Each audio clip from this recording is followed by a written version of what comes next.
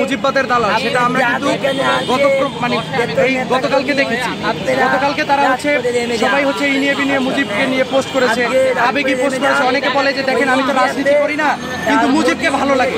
আমি ওদের বলতে চাই যারা আরে ছাগল, মুজিবকে ভালো লাগে মুজিবের ইতিহাস নিয়ে পড়, মুজিবের ইতিহাস যা ৭২ থেকে ৭৫ আমরাও তো সম্মান করি। এখন আমি যদি বলি যে মুজিবের আজকের এই আয়োজন পূর্ববর্তী যে ভূমিকা সেই ভূমিকার জন্য তাকে স্যালুট দেই, কিন্তু ৭২ থেকে ৭৫ যে শাসনামল তার জন্য তাকে জুতা পেটা করি, তাহলে সেটা কিভাবে নিবেন? সেটা তো নিতে পারবেন না। তার হচ্ছে ভালোটা নিয়েই বলবেন, খারাপটা নিয়ে বলবেন না, এটা তো হতে পারে না। এবং এর সাথে আমরা শর্টকাট বলি, এটা হচ্ছে রেভলিউশনারি অ্যালায়েন্স থেকে বলা হয়েছে। এবং হচ্ছে আমাদের এক বড় ভাই আছে আপনার তাহমিদ ভাই বলেছে যে ভারতে যে রেভলিউশনারি অ্যালায়েন্স থেকে বলা হয়েছে উত্তরা কেন্দ্রিক এটা জুলাইয়ের একটা সংগঠন।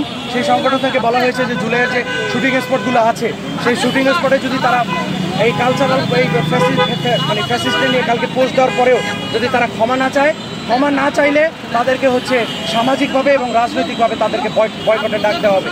এবং তারা যদি এটা অমান্য করে তারা যদি শুটিং স্পটে যায় আমরা সেখানে প্রতিরোধ করে তুলব। আচ্ছা, আপনি কি বলতে চাচ্ছেন বঙ্গবন্ধু শেখ মুজিবুর রহমান মুক্তিযুদ্ধের সময় কোনো ভূমিকা পালন করেন নাই?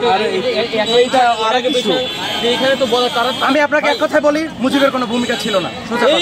ঠিক আছে, এখন কেন ছিল না, কিভাবে ছিল না, কি করেছিল সে, এটার হচ্ছে ইতিহাসটা আপনারা ঘাটাঘাটি করেন।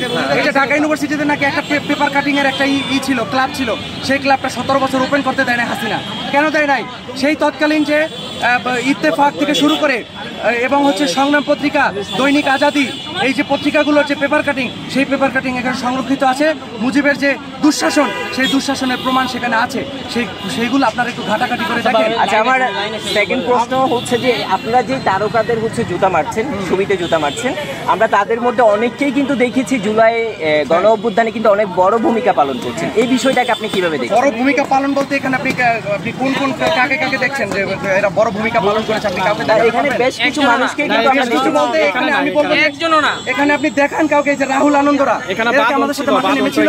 এখানে আমি যদি সবাই হাসিনার সাথে এখন যদি আপনি এই মনার কথা বলতে চান, এই মনা কি করেছে? মনা হচ্ছে ২-১ দিন কুসুম নেমেছিল।